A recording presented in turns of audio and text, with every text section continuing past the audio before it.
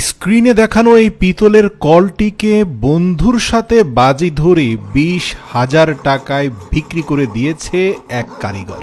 আসলে মূলত সে একজন জুয়েলারি কারিগর ছিল। তার বন্ধুকে সে বলল, জানিস এই পিতলের কলটাকেও আমি চাইলে 20,000 টাকায় বিক্রি করতে পারবো। কিন্তু বন্ধু বলল, তুই যদি এটা 20,000 টাকায় বিক্রি করতে পারিস তাহলে আমি তোকে 1 লক্ষ টাকা দেব, আর যদি না পারিস তুই আমাকে 1 লক্ষ টাকা দিবি। কারিগর বন্ধু এই কলটিকে তার নিজের জুয়েলারি বানানোর ব্যক্তিগত কারখানায় নিয়ে গেল। সেখানে নিয়ে কলের প্যাঁচটাকে হ্যাকশো বেল্ট দিয়ে খুব চমৎকার ভাবে কেটে আলাদা করলো। এরপরে আমরা পরবর্তী ধাপে দেখতে পেলাম খুব চমৎকার ভাবে বিভিন্ন ধরনের যন্ত্রাংশ এবং তার অভিজ্ঞতার আলোকে সে এগুলোকে ঘষে মেজে চকচকে করে ফেললো। হঠাৎ করে যে কেউ দেখলে এটাকে গোল্ডি মনে করবে। প্রিয় দর্শক, পরবর্তী ধাপে আমরা দেখতে পেলাম যে হাতলের একটা অংশকে কেটে আলাদা করলো, সেটার মধ্যখানে খুব সূক্ষ্মভাবে জুয়েলারি ড্রিল মেশিন দিয়ে ছিদ্র করলো।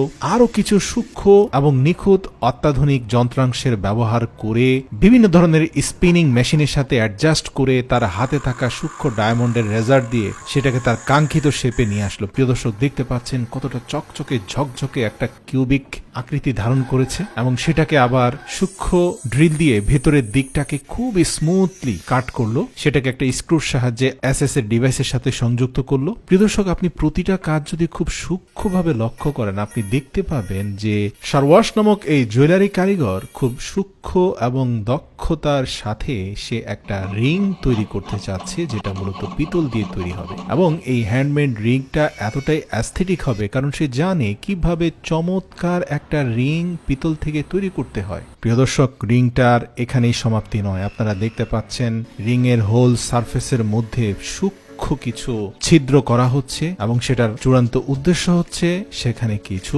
পাথর বসানো হবে। ঠিক যেমনটা আমরা ভেবেছিলাম, প্রত্যেকটা কাজই সরস অত্যন্ত দক্ষতার সাথে করছে, কারণ সে জানে কিভাবে একটা অতি সাধারণ জিনিসকে অসাধারণ জিনিসে রূপান্তর করা যায়। প্রিয় দর্শক, আমেরিকার মার্কেটে পিতলের জুয়েলারির যথেষ্ট চাহিদা আছে। হ্যাঁ, এমনটা নয় যে এটা গোল্ডের সমমূল্যের, কখনোই না, কিন্তু পিতলের চাহিদা অত্যন্ত বেশি, বিশেষ করে যদি কারিগর দক্ষভাবে জিনিসটাকে বানাতে পারে। এই ছোট্ট রিংটার মূল্য কিন্তু অত্যাধিক বেশি। এছাড়াও এখনো পুরো কল পড়ে আছে, সেই কল থেকে আরো টুকরো টুকরো বের করে সে তার দক্ষতা যোগ্যতা দিয়ে আরো বেশ কিছু জুয়েলারি বানিয়ে সেগুলোকে 20,000 টাকা নয় তার থেকেও আরো বেশি দামে বিক্রি করে সে বাজি জিতে গেল। তার এই ভিডিওর মূল শিক্ষাটা হচ্ছে, পড়ে থাকা জিনিস মূল্যবান হয় না, সেটাকে ঘষে মেজে মূল্যবান করতে হয়। আপনি আজ পড়ে আছেন বেকার, ভাবছেন মূল্যহীন, আপনার দাম নেই, নিজেকে একটু ঘষুন, স্কিল ডেভেলপ করুন, আত্মবিশ্বাসের সাথে কাজ করতে থাকুন।